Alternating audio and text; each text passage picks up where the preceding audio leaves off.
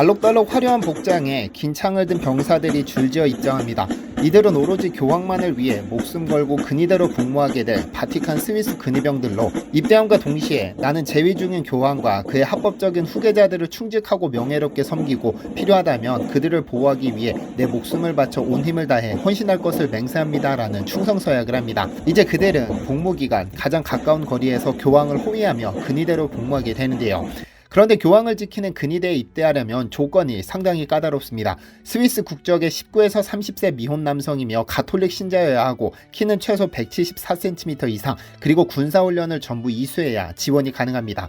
바티칸 교황청이 스위스 남성에게만 입대 자격을 부여한 것은 역사적인 배경이 있는데요. 1527년 교황과 갈등을 빚던 신성 로마 제국 군대가 로마를 침략해 약탈하기 시작했는데, 당시 교황 클레멘스 7세를 지키던 이들은 스위스 근위병 500명이었습니다. 교황은 이들에게 조국으로 돌아갈 것을 명령했지만 그 누구도 고향으로 돌아가지 않고 교황을 지켰습니다. 교황이 바티칸을 탈출하는 동안 그들은 성 베드로 대성당 계단에서 처절하게 싸웠고 거의 대부분이 전사했는데요. 이에 간복한 교황청은 앞으로 스위스 병사들만 근위대에 복무할 수 있도록 했고, 이 전통이 현재까지 이어져 오고 있는 겁니다. 그런데 특수부대급의 신체가 건강하고 강인하기로 소문난 스위스 근위대 병사들이 어느 날 한국 대사관을 급히 찾아와 구해달라던 한국산 특산품이 하나 있습니다. 안녕하세요, 디스메털입니다.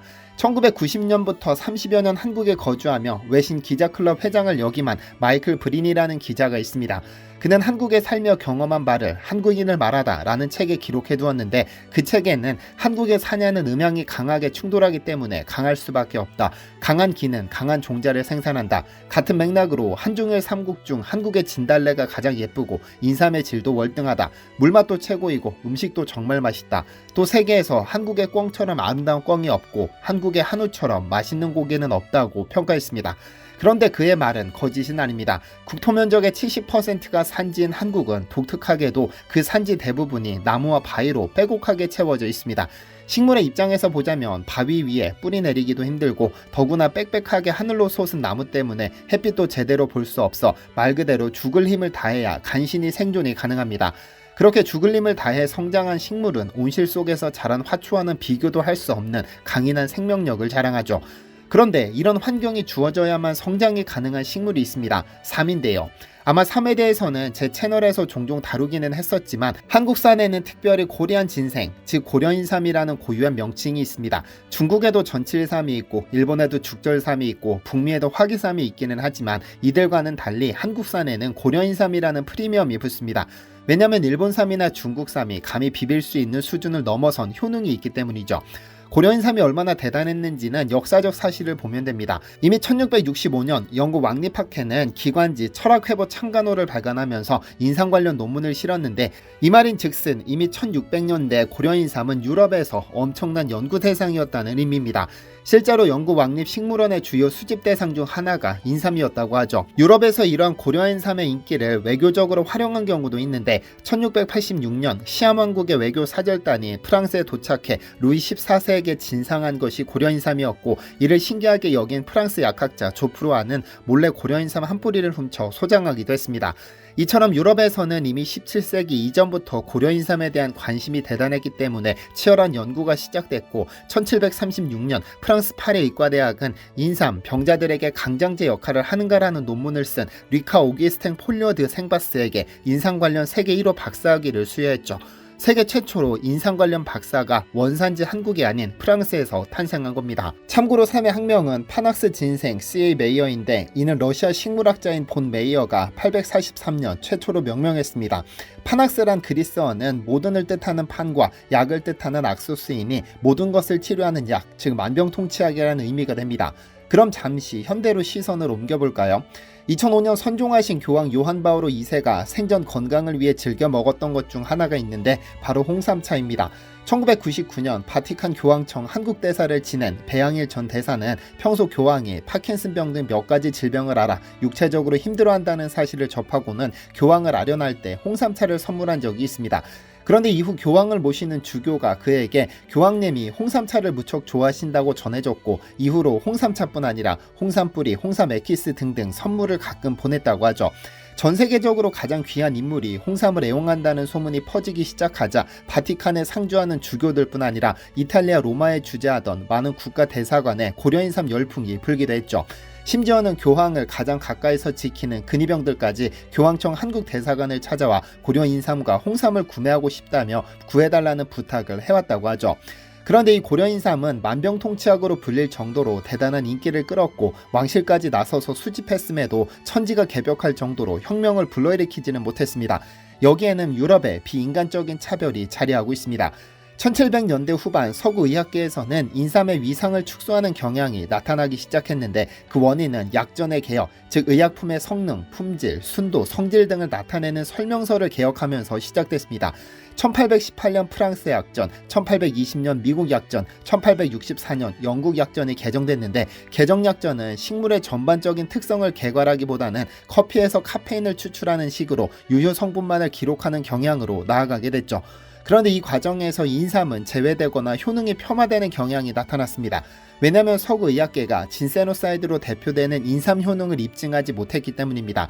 그 이유는 실험 대상이 됐던 인삼, 즉 샘플에 문제가 있었던 것으로 실험에 사용된 샘플이 고려인삼이 아닌 어쩌다 입수하게 된 가짜 인삼인 경우가 많았기 때문이죠. 그래서 오늘날 서구 의학사에서 인삼을 찾아보기란 쉽지 않은 겁니다.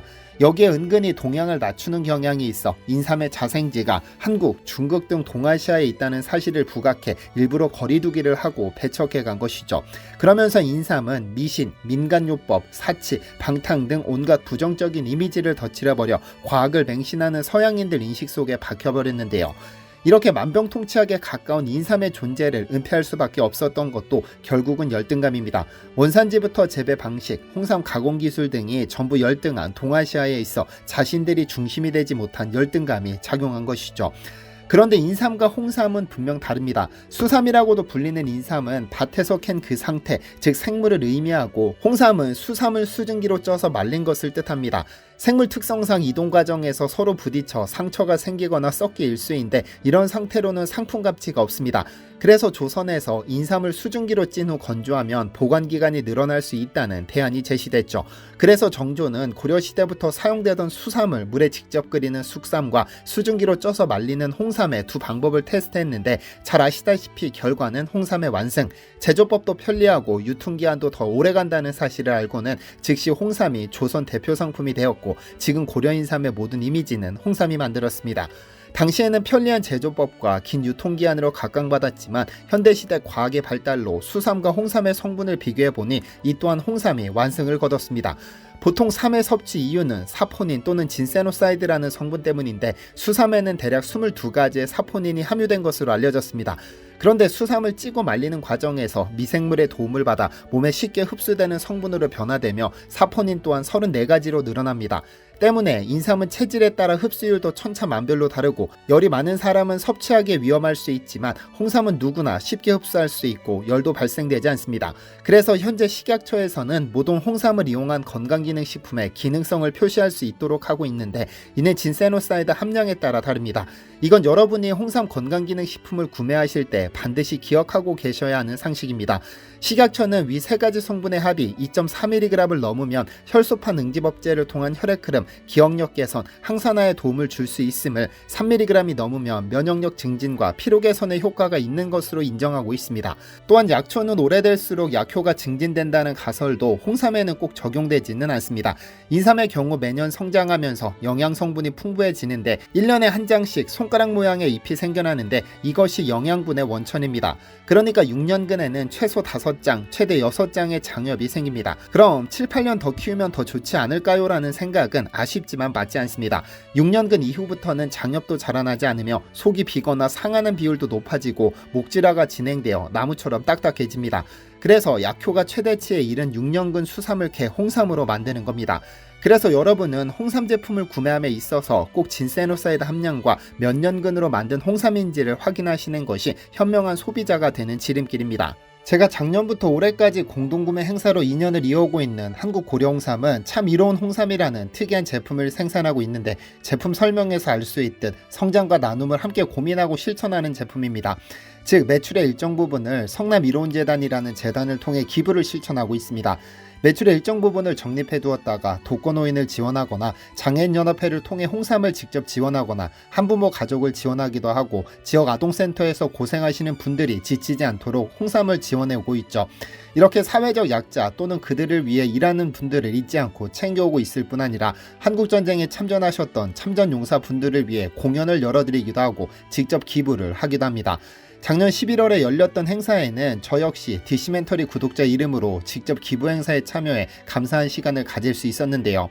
큰 회사가 좋은 제품을 만들어 판매하고 매출의 일부를 좋은 곳에 쓰고 있다는 점에 큰 깨달음을 얻어 저 역시 디시멘터리 구독자 명의로 기부를 해오고 있습니다.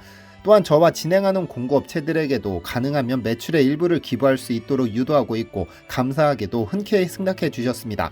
참이로운 홍삼 제품에 대해서 잠시 설명드리자면 참이로운 홍삼은 가정의 달 기간 1초에 한 포가 판매될 정도로 상당히 인기가 높고 한 포당 14mg의 진세노사이드를 함유하고 있고 엄선된 6년근 홍삼만을 사용하며 특허받은 총 10가지 한방재료 농축액으로 섭취하기 상당히 부드럽습니다. 위에서 말씀드렸던 홍삼 건강기능식품을 고르실 때 꼭 보셔야 할 부분을 전부 만족하고 있는 제품입니다. 물론 이보다 높은 진세노사이드 함량을 가진 제품들이 시중에 있기도 하지만 무조건 함량이 높다고 좋은 것은 아니고 우리가 먹기에 거북함이 없어야 합니다. 공장에 방문했을 때 호기심으로 100% 홍삼 농축액을 먹었다가 한번 삼키지도 못하고 뱉었던 기억이 아직도 남아있는데 농축액 함량이 너무 높으면 섭취하기가 꺼려져서 오히려 가까이 하지 않을 가능성이 있습니다. 그래서 특허받은 한방재료 농축액을 넣어 섭취를 용이하게 하는 겁니다. 그럼에도 제가 꼭 말씀드리고 싶은 것은 이 기업이 매출의 일부를 사회적 약자를 위해 기부하고 저 역시 그에 동참하고 있지만 절대로 필요하지 않은데 구매하지 않으셨으면 좋겠습니다. 기부하는 착한 기업이라서 구매하셨다가 드시지도 않고 한 구석에 쌓아두지 마시고 진짜 좋은 홍삼 제품이 필요해서 구매하고 싶으신 분들만 구매하시는 현명한 소비자가 되시기를 간곡히 부탁드리겠습니다. 구매 링크는 아래 설명란과 댓글로 남겨드렸고 혹 궁금하신 점이나 문의하실 것이 있으면 댓글로 남겨주시면 업체의 자세한 답변을 받으실 수 있습니다. 긴 시간 시청해주셔서 감사합니다. 디시멘터리에서는 여러분의 제보를 기다립니다. 제 채널에서 다뤘으면 좋겠는 뉴스 또는 널리 알려졌으면 하는 영상은 디시멘터리 네이버.com으로 보내주시면 소중히 제작하겠습니다. 시청해주셔서 감사합니다.